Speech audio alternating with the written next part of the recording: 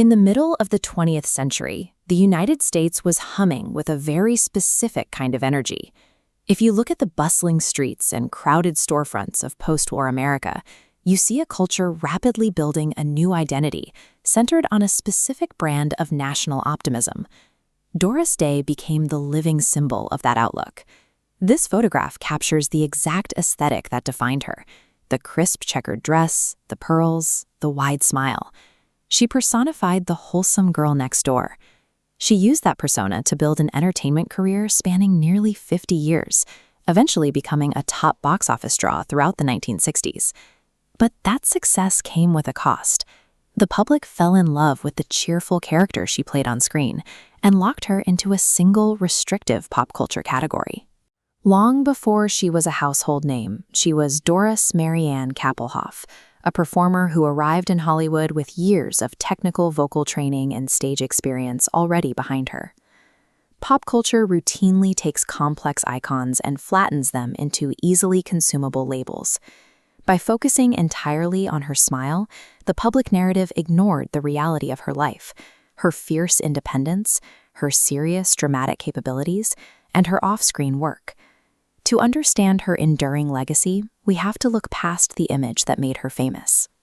In the 1940s, her work in entertainment was strictly musical, centered on live performance rather than theatrical acting.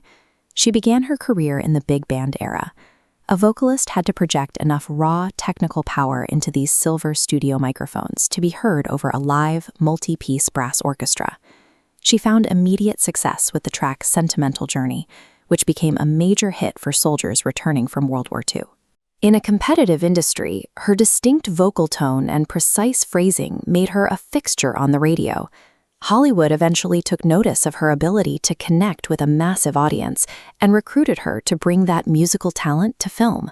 Her career stood on a foundation of rigorous vocal training and a decade of professional performance before she ever stepped onto a movie set. Her cinematic career eventually found its most successful lane in the world of romantic comedies. That success peaked when she was paired with Rock Hudson, forming a partnership that dominated theaters for years. These films relied on her ability to project an unfailing, bright-eyed optimism.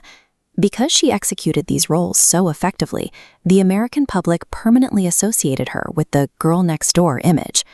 This success created a difficult professional ceiling. The comedies that made her a star also hid the full range of her talent.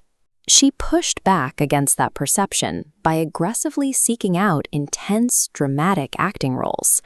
Her performance in Alfred Hitchcock's thriller, The Man Who Knew Too Much, demonstrated a significant level of dramatic depth. To anchor a Hitchcock film, she had to adopt a style rooted in tension and psychological dread. The industry responded to this shift by nominating her for an Academy Award for Best Actress, validating her status as a serious dramatic performer. During this period of dramatic exploration, she recorded her signature track, Que Sera Sera.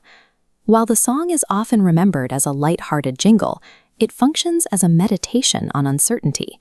Sung in a scene where her character faces a parent's worst nightmare, it became an anthem for an audience beginning to grapple with the loss of post-war innocence. It is rare for an actor to maintain high-level success in both light-hearted comedies and intense psychological thrillers simultaneously. Mastering these two opposites allowed her to maintain control over her career trajectory at the very moment she prepared to step away from the industry. By the late 1960s, Doris Day had reached a level of influence few performers ever achieve, ranking as a top box office draw and a major recording artist. Then she made a completely unexpected choice that deeply stunned the entertainment industry. She permanently walked away from Hollywood. She completely abandoned a 50-year career at its absolute height, trading the studio system for a life away from the spotlight. This departure functioned as a deliberate reclamation of her personal identity, prioritizing animal welfare over the demands of her public persona. She dedicated the rest of her life to becoming an animal welfare advocate. Looking at this indoor shelter, you can directly see the results of her work. She focused on modernizing the shelter system, implementing structural improvements long before animal advocacy was a common cause for public figures. She channeled her public influence into lasting structural change, actively using her massive platform to protect animals like this mixed-breed dog. In doing so, she successfully bridged the gap between a fictional archetype and a real-world leader. Doris Day's life was defined by both her technical talent and her commitment to change. I would absolutely love to hear from you. What is your all-time favorite Doris Day movie? Let me know in the comments below.